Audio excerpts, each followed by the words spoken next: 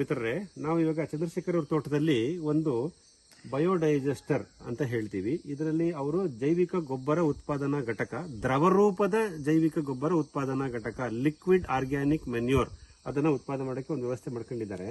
ಇಲ್ಲಿ ಅವರು LLDPE ಅನ್ನೋ ಒಂದು ಮೆಟೀರಿಯಲ್ ಮಾಡದಂತಹ ಒಂದು ಟ್ಯಾಂಕ್ ಅನ್ಕೊಂಡಿದ್ದಾರೆ. ನೋಡಿ, ಇದು ಹಾರಿಜೆಂಟಲ್ ಆಗಿದೆ.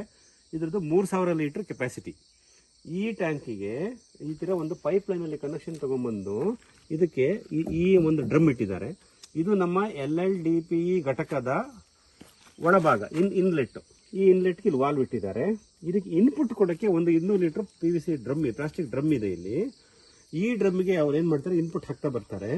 ಇಲ್ಲಿ ಹಾಕಿದ ಇನ್ಪುಟ್ ಈ ವಾಲ್ ಓಪನ್ ಮಾಡಿದಾಗ ಆ ಡ್ರಮ್ ಅಲ್ಲಿ ಕನೆಕ್ಟ್ ಆಗುತ್ತೆ.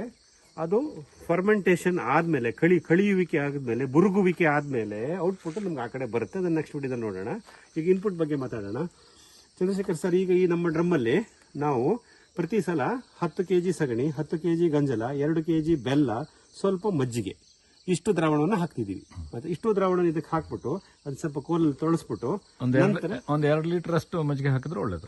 2 ಲೀಟರ್ ಅಷ್ಟು ಮಜ್ಜಿಗೆ, ಇನ್ನು ಹೆಚ್ಚಿಗೆ ಹಾಕಿದ್ರೆ ತೊಂದರೆ, ಇನ್ನು ಒಳ್ಳೇದು. ಮತ್ತೆ ಅಷ್ಟು ಮಜ್ಜಿಗೆ ಅಷ್ಟು ಹಾಕೋಣ. ಇದೆಲ್ಲ ಮಾಡಿ ಇಲ್ಲಿ ತೊಳಸ್ಬಿಡ್ತೀವಿ. ತೊಳಸ್ಬಿಟ್ಟು ಕೊನೆಗೆ ಈ ವಾಲ್ನ ಓಪನ್ ಮಾಡ್ತೀವಿ. ಓಪನ್ ಮಾಡಿದಾಗ ಇಲ್ಲಿರೋ ದ್ರಾವಣ ಎಲ್ಲ ನಮ್ಮ LLDPE ಟ್ಯಾಂಕಿಗೆ ಹೊರಟೋಗುತ್ತೆ. ಇನ್ನೇನ್ ಲಾಸ್ಟ್ ಮುಗಿಯಕ್ ಬಂತು ಅಂದ ತಕ್ಷಣ ಇದನ್ನ ಕ್ಲೋಸ್ ಮಾಡ್ಬಿಡ್ತೀರಾ.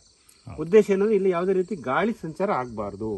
ಇದು ಗಾಳಿ ರಹಿತ ಕಳಿಸುವಿಕೆಯ ವ್ಯವಸ್ಥೆ, ಅನ್ಏರೋಬಿಕ್ ಡಿಕಂಪೋಸ್ಟಿಂಗ್ ಅಂತ ಹೇಳ್ತೀವಿ. ಅದಕ್ಕೋಸ್ಕರ ಗಾಳಿ ಹೋಗೋದಂಗೆ ನೋಡ್ಕೋಬೇಕು. ನೋಡಿ, ಎಲ್ಲೂ ಗಾಳಿ ಹೋಗೋ ವ್ಯವಸ್ಥೆಗಳಿಲ್ಲ. ಅಲ್ಲಿ ಒಂದು ಸೆಂಟ್ರಲ್ ಡಿಸ್ಚಾರ್ಜ್ ಕೊಟ್ಟಿದ್ದಾರೆ. ಅದು ಗ್ಯಾಸ್ ಫಾರ್ಮೇಷನ್ ಆಗುತ್ತಲ್ಲ, ಫರ್ಮೆಂಟೇಷನ್ ಆದಾಗ ಅನಿಲ ಉತ್ಪತ್ತಿ ಆಗುತ್ತೆ. ಅನಿಲವನ್ನು ಹೊರಗಡೆ ರಿಲೀಸ್ ಮಾಡ್ತಾರೆ. ಅದನ್ನು ನಾವು ಸ್ಟೋರ್ ಮಾಡ್ಕೊಂಡು ಬಳಸ್ಕೋಬಹುದು. ಆ ಒಂದು ವ್ಯವಸ್ಥೆ ಇದೆ. ಇದರಲ್ಲಿ ನಮಗೆ ಗಾಳಿ ರಹಿತ ವ್ಯವಸ್ಥೆಯಲ್ಲಿ ಇದು ಕರಗುತ್ತೆ. ಸರ್, ಪ್ರಾರಂಭದಲ್ಲಿ ನೀವೇನ್ ಮಾಡ್ತೀರಾ ಸರ್, 3000 ಲೀಟರ್ ಈ ರೀತಿ 200 ಲೀಟರ್ ನಲ್ಲಿ ಹಾಕಿ ಈ ಟ್ಯಾಂಕ್ ನ ಫುಲ್ ಮಾಡ್ಬಿಡ್ತೀರಾ. ಔಟ್ಪುಟ್ ತಗೊಳ್ಳಲ್ಲ.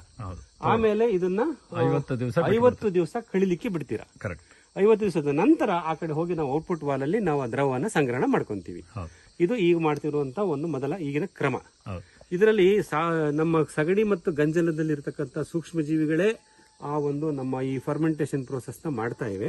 ಬಟ್ ಸರ್, ಇವಾಗ ನಾವು ನೆನ್ನೆ ಮಾತಾಡ್ತಾ ಇದ್ವಿ, EM1 ಬಗ್ಗೆ ಮಾತಾಡ್ತಿದ್ದಾಗ ಅದನ್ನು ಈ ಸಲ ಮುಂದಿನ ಸಲದಿಂದ ಯೂಸ್ ಮಾಡ್ತೀನಿ ಇದು ಹಾಕುವಾಗ ಅಂತ ಹೇಳ್ತಿದ್ದಾರೆ. ಅಲ್ಲ, ಅದು ಬೇಕಾಗತ್ತೆ. ಯಾಕಂದ್ರೆ ಅವ್ರಿಗೆ ಗಾಳಿ ರಹಿತ ಅನ್ಏರೋಬಿಕ್ ಡಿಕಂಪೋಸಿಂಗ್ ಬ್ಯಾಕ್ಟೀರಿಯಾ ಅದನ್ನ ಹುಡುಕ್ತಾ ಇದ್ರು. ಈಗ ಅವ್ರಿಗೆ EM1 ನಲ್ಲಿ ಅದು ದೊರಕಿದೆ. ಅದನ್ನ ಮುಂದಿನ ಸೈಕಲ್ ಅಲ್ಲಿ ಅದನ್ನ ಮಾಡ್ತಾ ಹೋಗ್ತಾರೆ. ರಿಸಲ್ಟ್ಸ್ ಇನ್ನು ಇಂಪ್ರೂವ್ ಆಗುತ್ತೆ ಅಂತ ನೋಡೋಣ. ಈಗ ನಮ್ಮ ಈ ಜೀವಸಾರ ಘಟಕ ಬಯೋಡೈಜೆಸ್ಟರ್ ನಲ್ಲಿ ದ್ರವರೂಪದ ಸಾವಯವ ಗೊಬ್ಬರ ಹೇಗ್ ಬರುತ್ತೆ, ಅದರ ಗುಣಲಕ್ಷಣಗಳು ಏನಿರುತ್ತೆ, ಅದನ್ನ ತೋಟಕ್ಕೆ ಹೆಂಗ್ ಹಾಕ್ತಾರೆ, ಅದನ್ನ ಅಲ್ಲಿ ನಾವು ನೋಡೋಣ ಬನ್ನಿ.